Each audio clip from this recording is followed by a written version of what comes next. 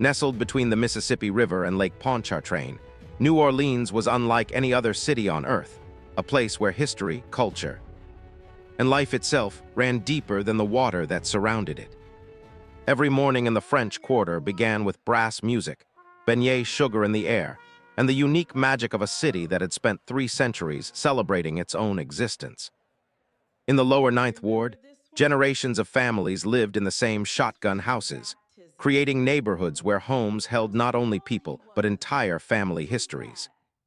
It was not a wealthy community, but it was rich in roots, relationships, and a sense of belonging that only decades of shared experience can create. New Orleans had developed its own way of facing hardship through traditions like the jazz funeral, where grief and celebration walked side by side. The city's food, music, architecture, and community spirit were inseparable from its identity. Yet beneath that beauty lay a growing concern. Engineers had long warned that New Orleans sat in a vulnerable bowl between massive bodies of water, protected by levees that had never truly faced their greatest test. The Superdome stood as a symbol of the city's ambition, while block parties filled neighborhood streets with life and laughter. On the evening of August 27, 2005, the city glowed as it always had, warm, vibrant, and alive. No one looking out from those illuminated windows could have imagined that within 48 hours, most of New Orleans would be underwater. Hurricane Katrina formed in the Gulf of Mexico on August 23, 2005, and within days transformed into a Category 5 monster with sustained winds of 175 miles per hour, and a storm surge projected to reach nearly 30 feet. As forecasts increasingly pointed toward Louisiana, Mayor Ray Nagin issued the first mandatory evacuation order in New Orleans history. More than 1 million people attempted to leave simultaneously, creating the largest evacuation in American history, yet many could not escape. The elderly, the sick, those without transportation, and families without the financial means to travel remained behind, relying on shelters such as the Superdome. Across the city, residents boarded windows and spray-painted messages on their homes, promises to return and prayers for protection. Some longtime residents refused to leave, believing they could survive another storm as they had many times before. Meanwhile, engineers watched with growing concern. The levee system protecting the city had been designed for a Category 3 hurricane, not a Category 5 event like Katrina. Decades of warnings about inadequate flood protection had gone largely unaddressed. When Katrina finally made landfall on the morning of August 29th, trees that had stood for generations were ripped from the ground, buildings shook under the force of the wind. And then came something even more devastating than the storm itself.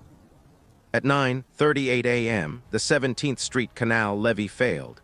Hundreds of feet of concrete wall collapsed, allowing billions of gallons of water to rush into the city.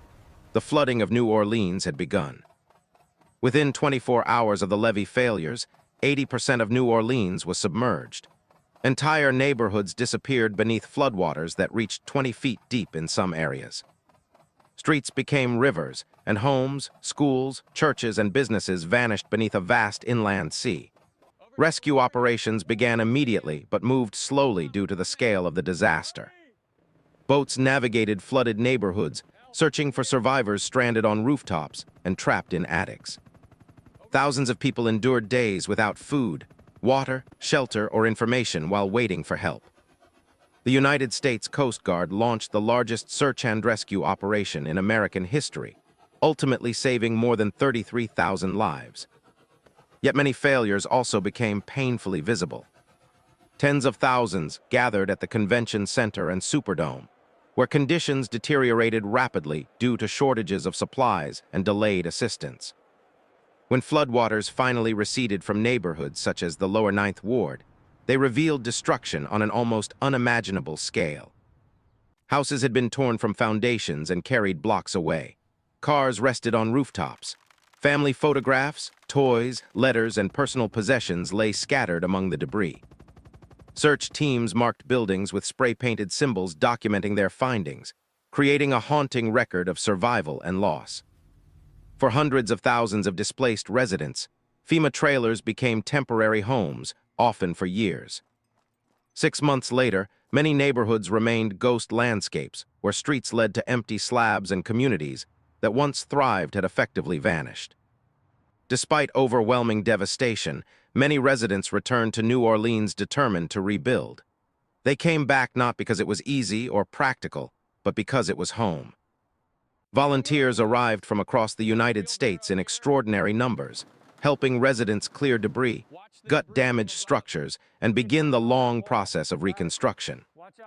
Before rebuilding could even begin, flood-damaged homes had to be stripped to their foundations, removing every material contaminated by toxic floodwaters. Nearly 30,000 structures were ultimately demolished, each representing the loss of a family's history and memories. In 2007, actor Brad Pitt launched the Make It Right Foundation, commissioning innovative flood-resistant homes for returning Lower Ninth Ward residents. At the same time, federal authorities initiated the largest civil engineering project in American history, investing billions of dollars into rebuilding and strengthening the city's flood protection system. Recovery was never simply a construction project. It became a political and social struggle as residents fought for resources, representation, and the future of their communities. By 2011, a vastly improved levee system had been completed, providing significantly greater protection than what existed before Katrina. Yet recovery remained uneven. Wealthier neighborhoods recovered more quickly, while heavily damaged communities such as the Lower Ninth Ward continued to face enormous challenges. Those who returned understood the risks, but their connection to place proved stronger than fear. The flood had changed the city forever, but it had not destroyed the determination of the people who called it home. A decade after Katrina, the restoration of New Orleans had evolved from emergency recovery into genuine neighborhood rebuilding. New homes were constructed with elevated foundations, flood-resistant materials, and improved drainage systems while preserving the architectural character that defined the city. Craftsmen carefully restored historic details using old photographs and surviving examples, ensuring that rebuilding respected local identity rather than replacing it. Entire blocks of restored homes began to transform devastated neighborhoods back into functioning communities. In the French Quarter, restoration efforts focused on preserving irreplaceable historic features, including wrought iron balconies, Creole plasterwork, and centuries-old architectural details. Beyond individual buildings, billions of dollars were invested in modern flood protection infrastructure, including new levees, pump stations, and surge barriers designed to prevent another catastrophe of Katrina's magnitude. Churches reopened and once again became centers of faith and community life. Schools welcomed students back, signaling that neighborhoods had a future. Streets, sidewalks, streetlights, parks, and community centers were rebuilt alongside homes, restoring the infrastructure of daily life. The Mississippi River waterfront was upgraded and revitalized, symbolizing a city reclaiming its connection to the river that had shaped its history. Yet even after 10 years, recovery remained incomplete. The population had not fully returned, some neighborhoods never regained their former density, and scars from the disaster remained visible. The restoration of New Orleans was remarkable, but it was also a reminder that some losses can never be fully repaired. On the 10th anniversary of Katrina, the Lower Ninth Ward once again filled with the sounds of brass bands and second-line parades. Residents danced through restored streets, celebrating not only survival but the return of community itself. Longtime residents who had endured the storm, displacement, and years of rebuilding finally saw their neighborhoods alive again. From above, New Orleans looked much as it always had, a great city spread between river and lake, but closer inspection revealed elevated homes, strengthened levees, and rebuilt blocks that told a story of resilience. Block parties returned, bringing neighbors together around shared meals and memories. Families gathered using the same traditions that had defined the city before the storm, but with a deeper appreciation for what had been lost and reclaimed. As night fell, New Orleans glowed once more. The lights shining through those windows represented more than recovery.